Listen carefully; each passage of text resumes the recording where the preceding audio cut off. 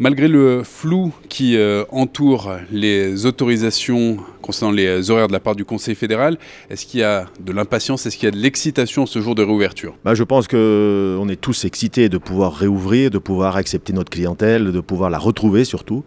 Une joie intense, mais qui est hélas un petit peu noircie par cette décision qui sera prise vendredi après-midi. Pour fermer à 19h, ça nous a abattus, mais comme il faut là, c'était le dernier coup de grâce. La problématique, c'est que le Conseil fédéral a mis en consultation ce projet d'ouverture limitée à 19h, fermeture le dimanche également.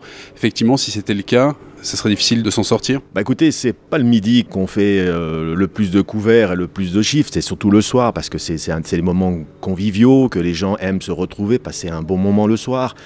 Alors si on commence à nous faire sortir nos clients à 19h, c'est pas la peine d'ouvrir le soir, premièrement. Essayez peut-être de faire 2 services jusqu'à 15h, mais bon, il faut penser que les gens travaillent.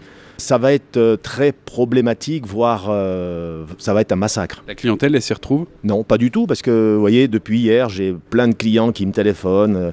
J'ai réservé une table ce soir, est-ce que vous fermez pas à 19h? Voilà, nos clients, ils savent plus où ils en sont. Vous, comment vous gérez la situation dans l'inconnu? C'est un peu yo-yo, hein, on sait pas où on en est. On navigue à vue, on se met la rate au courbouillon.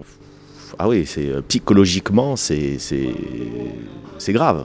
Donc en attendant, vous avez le droit d'ouvrir jusqu'à 23h, au moins jusqu'à samedi. Il faut espérer des grosses journées? Écoutez, oui, j'espère qu'il y aura de grosses journées, sachant très bien que, comme tous les restaurateurs, on fait les règles de distance, de sécurité, tous les 1,50 m, des tables de 4, désinfection à l'entrée, prise des numéros de Natel pour tous les convives des tables. De toute façon, les restaurateurs ont toujours pris en compte les restrictions qu'on nous a demandées. Donc il faut nous laisser travailler maintenant. Pour bien comprendre, avec les mesures sanitaires et les mesures de distanciation, vous avez quelle capacité d'accueil aujourd'hui par rapport à d'habitude? Écoutez, en général, habituellement, j'ai 52 places assises. À ce jour, j'en ai plus que 30.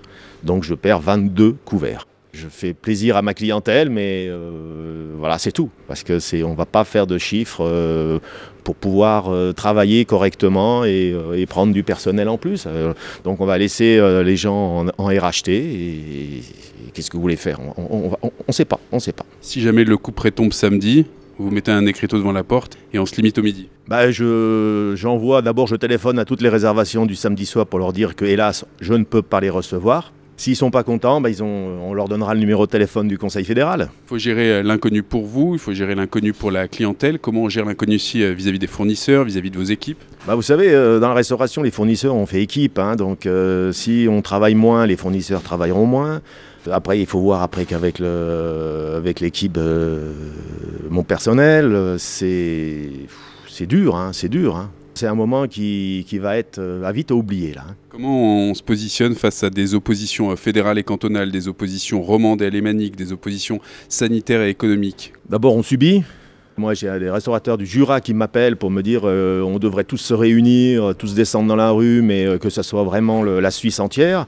Parce qu'on ne comprend pas. On apprend que les plexiglas sont interdits à Genève, mais qui sont confortés dans les autres États.